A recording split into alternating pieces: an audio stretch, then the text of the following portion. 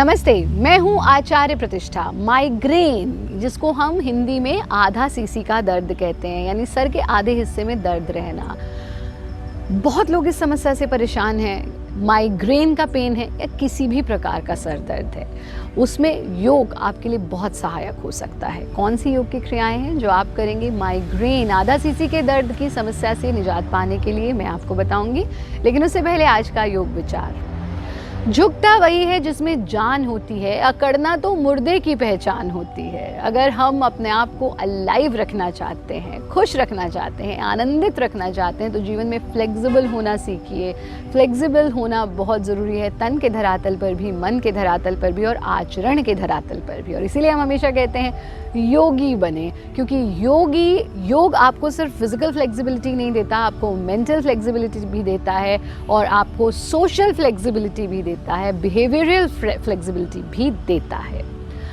हम बात कर रहे हैं माइग्रेन की। माइग्रेन की समस्या में आप कौन सा योगाभ्यास करेंगे, आइए जानते हैं। ऊष्ट्रासन के लिए हम अपने घुटनों के बल आ जाते हैं। इस स्थिति में आ जाना और सांस भरते हुए पीछे की ओर झुकते हुए अपने हाथों से अपनी एड़ियों को या अपने तलवों को छू लेना।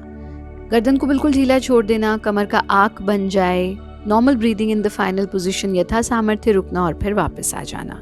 इसको 2 बार आप दोहराएंगे और फिर वज्रासन में बैठ करके पैरों को, घुटनों को खोल देंगे, घुटनों के बीच में गैप देंगे दोनों घुटनों के, और इस तरह से आगे झुकना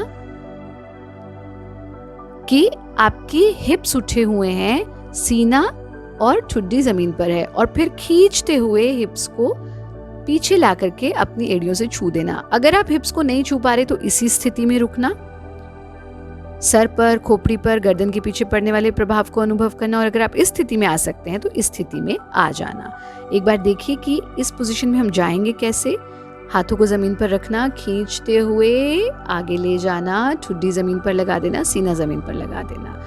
अगर आप बिना हिप्स उठाए से नहीं कर पा रहे हैं तो इस तरह से हिप्स को उठा करके भी इस पोजीशन में आप आ सकते हैं। दोनों पोजीशंस में आप सर पर और गर्दन के पीछे आराम को अनुभव करेंगे। फिर से वापस आकर वज्रासन में बैठ जाना, और वज्रासन में बैठ करके हम करते हैं डीप ब्रीदिंग, यानी एक हथेली आपके सीने पर, एक पेट पर, पूरा गहरा श्वास भरना। चेस्ट ब्रीदिंग पहले हम कर रहे हैं, यानी सांस भरते हुए चेस्ट का एक्सपेंशन, सांस छोड़ते हुए कॉन्ट्रैक्शन। गर्दन को इस तरह से आप पीछे ढीला छोड़ देंगे, पूरा इनहेल करना, एक्सहेल करना। There is a lot of power in your breathing. Breath awareness is very very important. 4 से 5 बार ऐसा करेंगे। फिर एब्डोमिनल ब्रीदिंग, यानी सांस भरते हुए पेट का फूलना, सांस छोड़ते हुए पेट का कॉन्ट्रैक्ट होना। इसको भी 4 से 5 बार करेंगे और फिर शरीर को ढीला छोड़ देंगे। क्रियाओं का नियमित अभ्यास कीजिए और अपनी एक दिनचर्या बनाइए, खासतौर पर भोजन की। कई बार देखा गया है जो लोग बहुत लेट अपना first meal of the day लेते हैं, उनको अक्सर भोजन लेट लेने से सर में दर्द हो जाता है। आप कोशिश करें कि समय से ब्रेकफास्ट करें, और जैसे कि हम हमेशा कहते हैं breakfast should be the most, I would not से हेवीएस्ट बट हेल्दीएस्ट मील। तो नाश्ता अच्छे से करें, वो आपके लिए बहुत आवश्यक है। पानी खूब पिएं, स्ट्रेस ना लें, टेंशन से दूर रहें और हमारा कार्यक्रम देखते रहें।